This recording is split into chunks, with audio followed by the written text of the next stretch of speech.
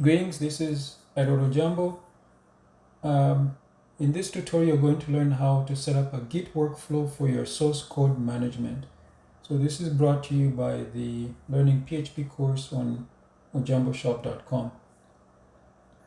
So Git is a distributed version control system because every working directory contains a complete history. So this means that if you ever mess up, you can always get a copy, and not just a copy, but you can get a specific version of whatever you're working on. So normally it's source code, like text files. Git can also work on remote servers, but in this particular tutorial, I'm going to show you how to use it on local machines. You can push committed changes, and you can also clone them. So what we're going to do today is I'll show you how you can. The way I'll do this tutorial is I'll show you how to mimic a remote server, and then this way you'll be able to, for example, I'm going to wipe everything out, and then you'll see that I'll be able to bring it back by cloning the so-called remote repository. Just for these purposes, local just means your workstation, your local, so it could be a laptop, anywhere, and remote means it's somewhere else. For example, it could be literally just a different computer on a network somewhere, like your internal network, or for example, it could be on a different server somewhere else. Like I use this, for example, for my websites when I need to make changes. I always I've Git set up, so I'll show you exactly how I do it. So this is just an introductory or a beginner level. So in future tutorials, I'll show you how to do more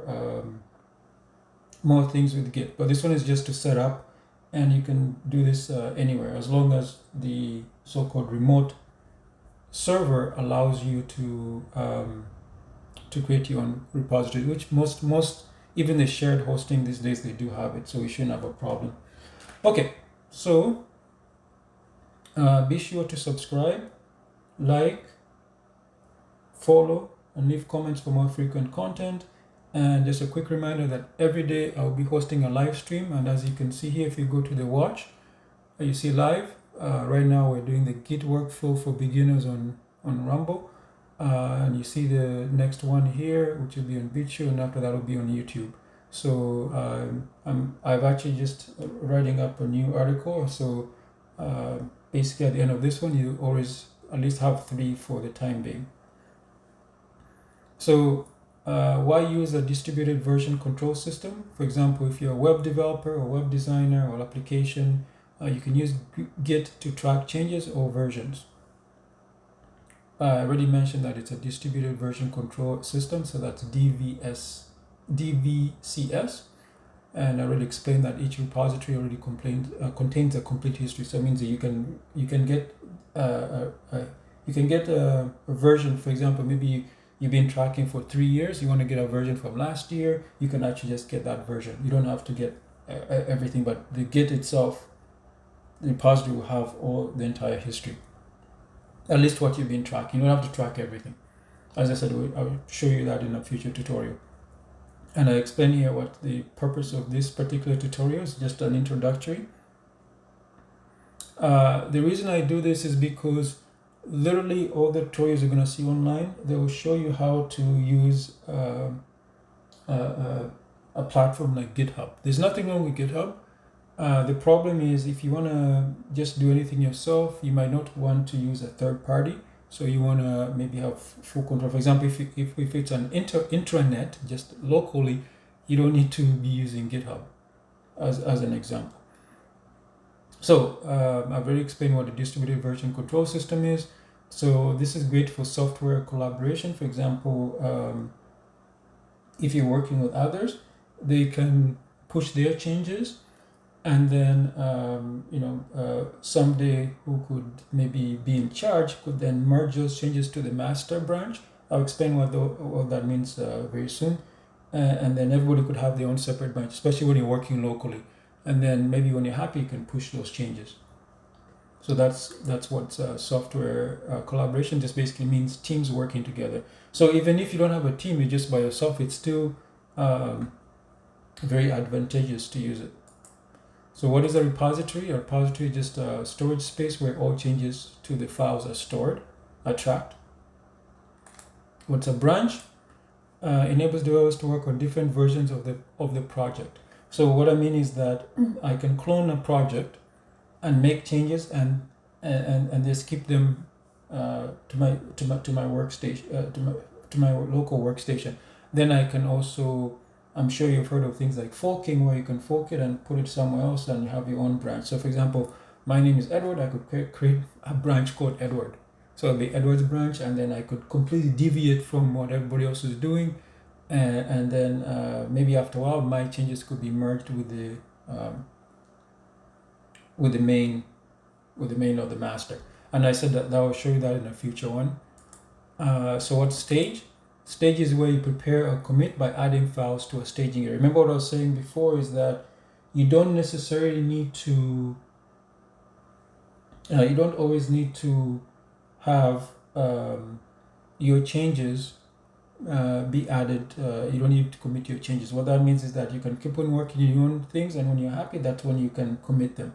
So for example, what I personally do is when I'm working with images, for example, when I create a theme or template, for example, for WordPress or Joomla or ZenCard, I might have screenshots, several different types of screenshots. I might have, or some code I'm not happy yet with, or maybe some code which is experimental. So I might not be ready to push those changes, or not ready to add them, even to commit them, because I like to finish any project I'm working off. Even if I take a break, I like to finish in a spot where I don't break anything, because if I get sidetracked, I might then leave it in a bad state, and then for example, usually this is what happens when you work on a project is something might come up. It might be a bug or a request you gotta do right away.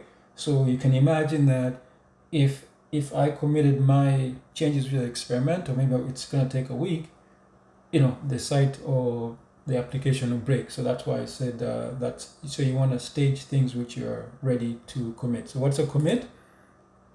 A commit is that captures the snapshot and adds to a repository's history. So remember, if you don't commit, it's not added to the history.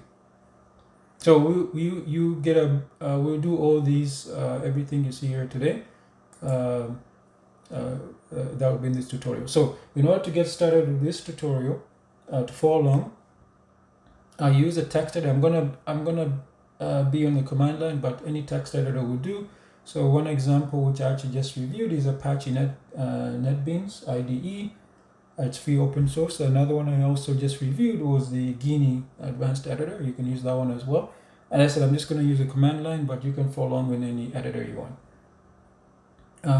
If you're working on a remote site, I recommend using SSH. That's a secure shell client.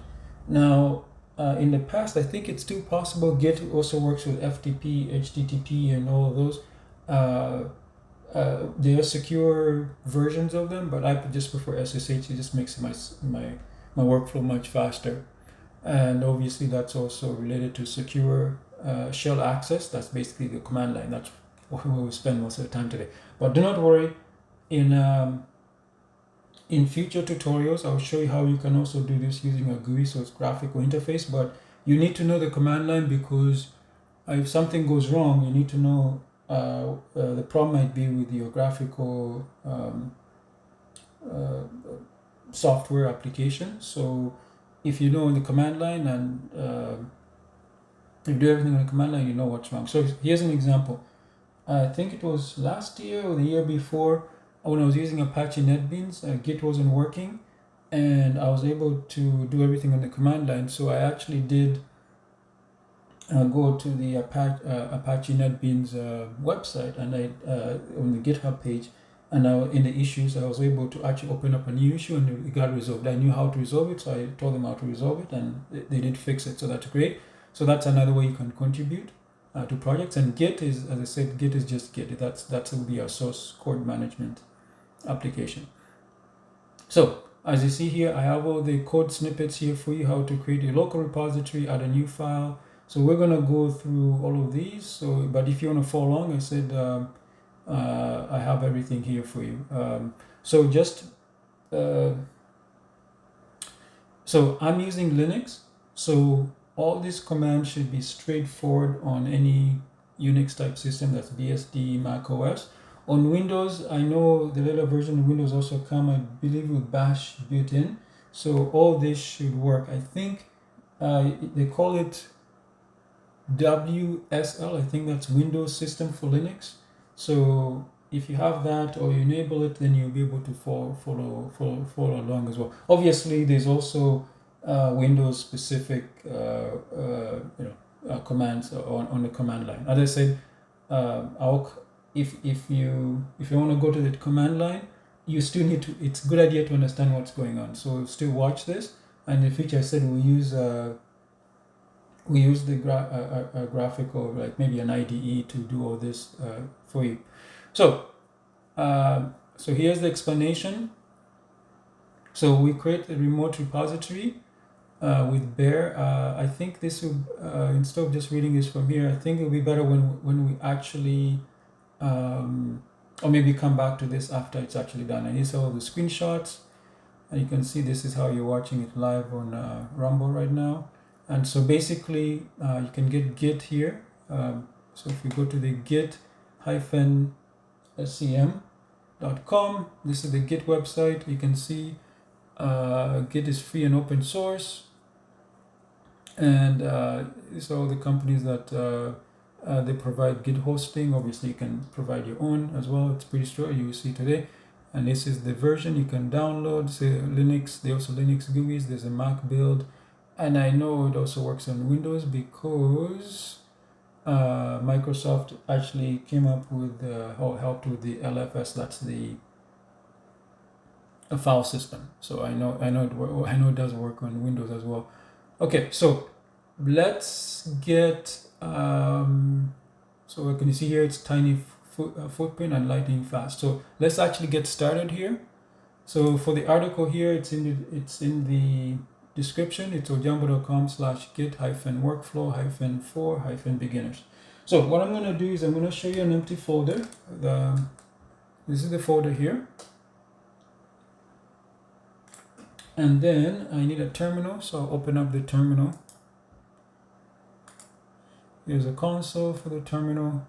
So what I'll do is I'll make this a little bit bigger so you can see as well.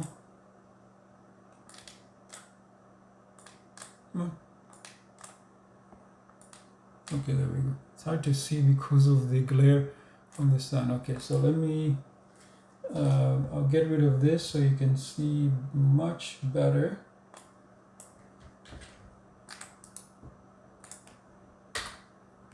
Okay, and I'll zoom in as well. Okay, that's a max zoom, so let me clear this. Okay, so this folder is the same as here. So when I make things, you'll be able to see them here, and I can show you graphically. So let me see if we...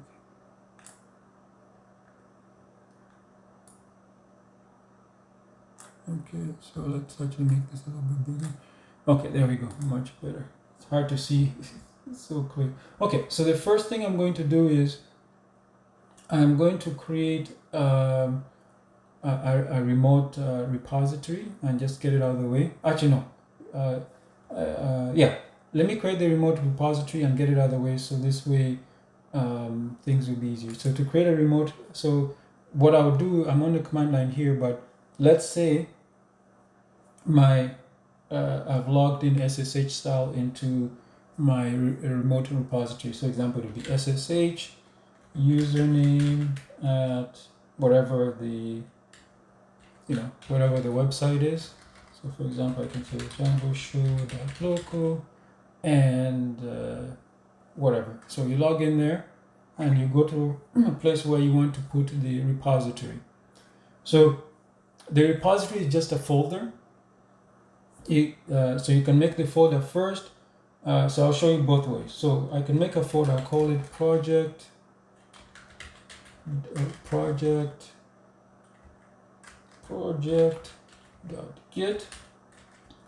and you see project.git. So you can just right click and create folder, new folder, same thing. and then you cd into the folder. So cd into the folder. So I'll show you what's happening here, and then you type git int bear, and you see it creates this this bear, all the bear needs for Git. So that's one way to do it. You see it initialize an empty Git repository, and you can see the folder here. Okay, so I'm going to delete this. Nothing wrong with it. You can do it that way. I'm just going to delete it. Okay, so I'm going to show you a faster way to make it. You just int bear and project.git. So this will create the it will create it if it doesn't exist, and you see it created it. The reason the extension is .git doesn't really mean anything. I said it can be, you don't have to do it that way. I like to do it that way because it's a visual way to know that this is a repository and it's a Git repository. So that's the only reason, but it's really not needed. So that's our so as I said, now we would be able to log out of the remote system and go back locally. So now I'll clear this, and let's say now we are local. So this is going to act as our remote repository for this tutorial. So now we're here. We're going to make a. So I'm going to make let's say local project. So this is local. Now this is where I'm going to be working. Now, if you already have an existing project, that's fine too. So I'll cd into it. So now we can go into here, and then what I'm going to do is I'm going to initialize Git as well. So this time it's basically git int. Oops. Yeah, so we did that. Now, in case you're saying, hey, wait a minute, it did initialize it, but what's going on here? Well, I'll explain. The reason for that is because it's hidden in Linux. So if I show, you see it's a .git, and you see all the files, very similar to when we did it on the remote one. So you see it's .git. That's in a Unix type system. That's Mac OS, BSD, and Linux, of course. It's a hidden file. So I'm going to leave. I'm actually going to. I'm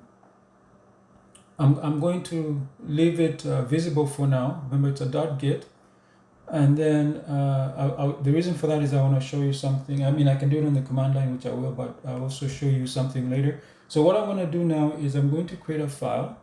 So obviously you can right click and new document if you really want to. I'm just going to do it on the command line. So echo, and I'll say did you know that ojambo.com has a donate button? readme.txt. So we'll open up this file. You can open up in a text editor. It's not a big deal. Actually, I think I'll do that right now. Open up with just a text editor, and you see it says, did you know that ojambo.com has a donate button? Okay, so that's perfectly fine. So we can edit it that way if we want. Okay, so we create this file. Now, if we want to stage this particular file, we need to, before we do it, we need to track it. So how to track it is we need to say git add readme.txt. Now if I put git status, you see it says that because now it started tracking this file. You see now it tells me there's a new file readme.txt. That's from Git status. So now if I commit it, commit, and I'll say initial commit. Oops. Okay, I spelled that wrong. Too many M's. Commit. And you see what it did here? It said one file changed. That's because that's the initial new file, and one insertion and create node, and this is the file permissions. That's, you don't have to worry too much about that. For now, I'll explain that in the future. It's 644, by the way, means 6 is right because I'm the owner. This means read, and this means read. So it means that I'm the only person who's able to read this. So if I right click here, I can also go, you see, I go to properties here and permissions. You see it's read and write. Obviously, I'm the owner. So you can see I'm the owner, so I'm able to, I'm able to read and write. And I said everybody who is in my group, they can have read only, all the others will have read only. So that's what that means. Okay, so next, now that we added this, what we need to do is remember our remote repository, which was project.git. So in order to connect to it, what we're going to do is we need to add it. However, before I do that, I want to show you something. This is why in your text editor, if we go into this Git, you see it's purposely made it visible. You see here there's a config. There's a config file here. I'm going to open up first and show you what it actually looks like. I'll open up the text editor.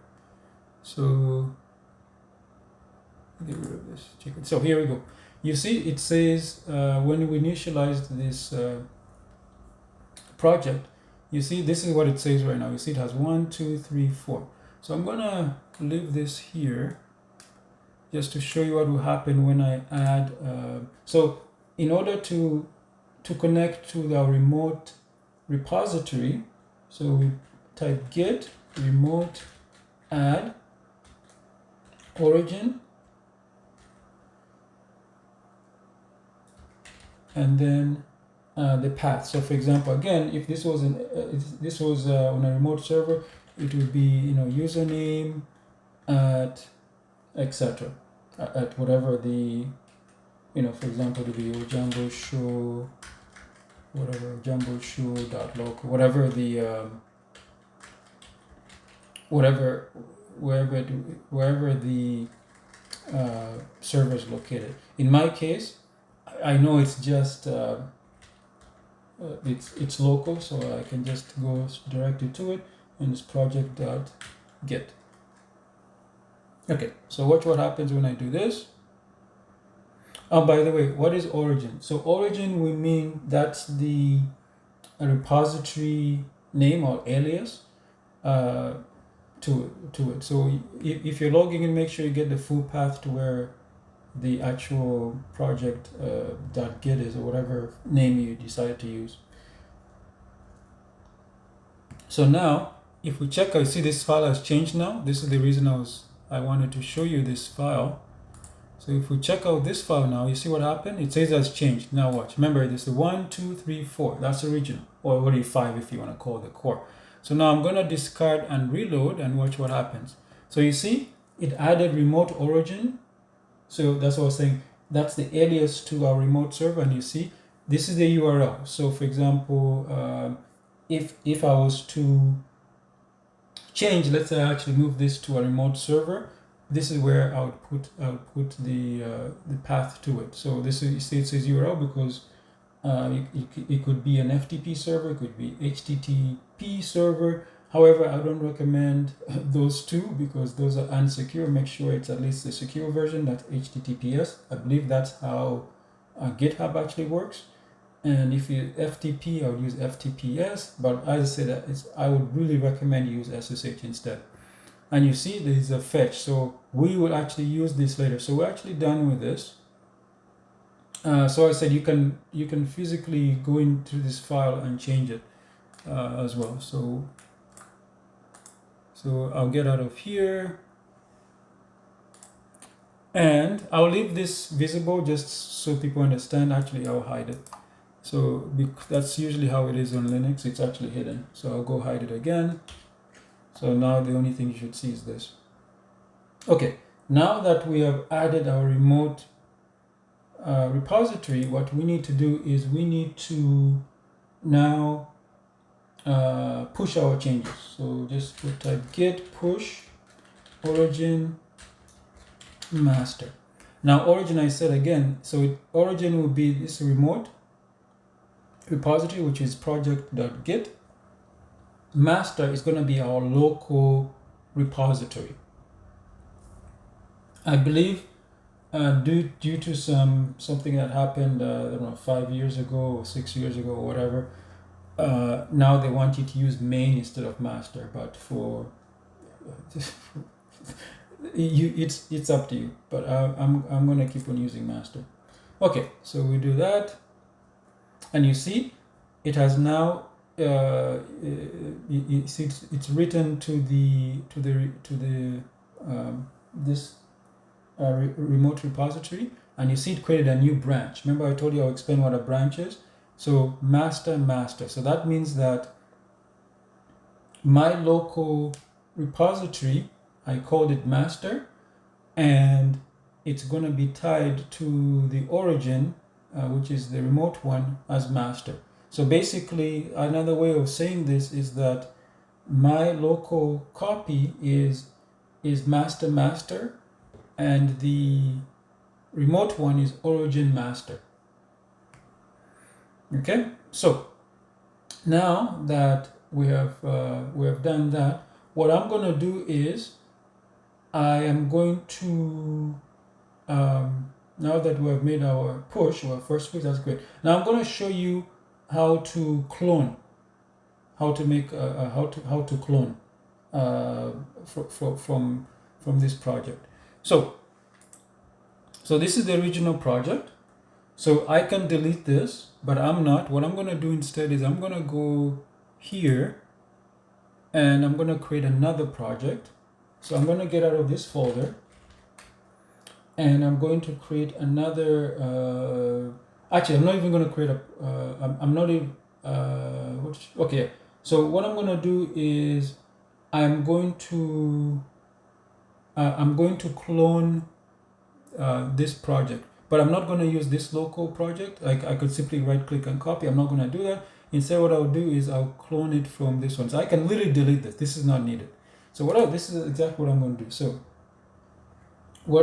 I type git clone,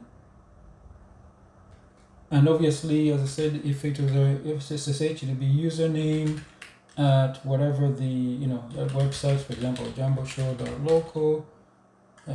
But I said in my case, it's I know the path to it, so my path is just project.git, and then whatever name I want it to go to. So I'm going to call it my project.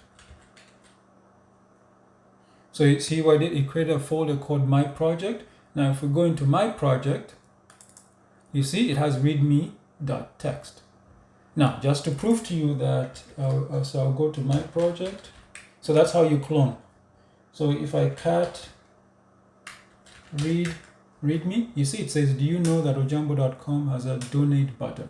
So you see, I now have duplicated whatever the original project, which in my case is called local project, was able to send over. So now I have this project. So when you clone, you have your own copy and you can do anything you want. Now, here's an example. So what I'm going to do is I'm going to append some content to this readme.txt file. But this file, readme.txt, is only going to be in my project.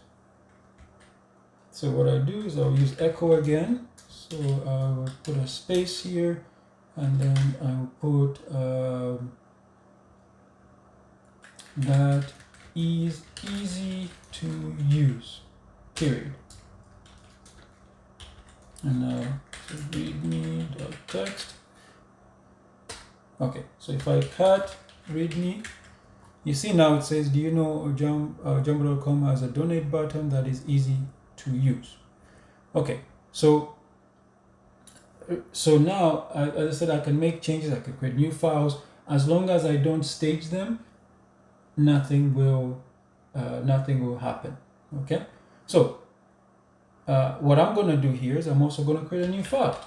So I'll say jamboshop.com as online courses.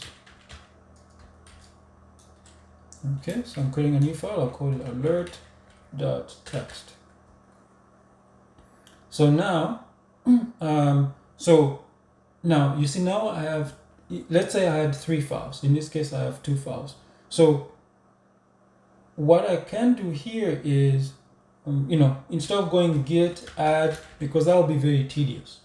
I mean, if it's just 1 file, that's not a problem. But the problem by git add, for example, alert lowercase, alert.txt, and git add, then I have to put a git add for another one. It will be very tedious. So if I want to add everything, I can simply do like that. Just add the period. Now, if I go to git status, you see git status tells me that there's a new file, alert.txt, and there's a modified file, which is readme.txt. So if you notice here, I haven't, these are the changes, but I haven't committed them. There's a reason I haven't committed them, because I don't want to mess up my my repository. So I'm not sure if I want to change it. I want to make this change. So these are just locally right now. They have not been staged. And it tells me out here, when I click this as, it tells me I'm on master. So as I said, if I was working on an application and I was collaborating with others, I wouldn't, I might not want my changes, or whether it's a new file or my modified changes, to be pushed to the master. If you notice, as I was saying, so your branch is up to date with origin master. So remember, as I told you before, the remote one is called origin master. So it is up to date in the terms of everything that's committed. So if I was to commit these changes, then remember that local project, that one would be behind because it doesn't have the latest changes. In my case, I'm going to stop here just so that we can continue in the future tutorial, and I'll show you how you can do merges and all sorts of other different things. Okay, so let's go back to the article, which is on jambo.com here. So I'll get rid of this.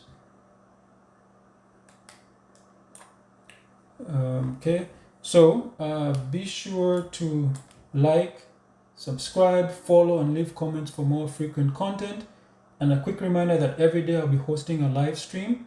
You visit ojambo.com for details. So here under watch, you can see go live, and you can see the upcoming live events and what time, the estimated time that you can actually join me live and can ask questions, and I'll answer them. So for example, right now, this is the Git Workflow For Beginners on Rumble. And as I said before, you see here, you can actually follow live on Rumble. And so this article again is on ojambo.com/git-workflow-for-beginners. And if you enjoyed this, consider supporting me. Purchase one of my WordPress plugins at ojambo.com.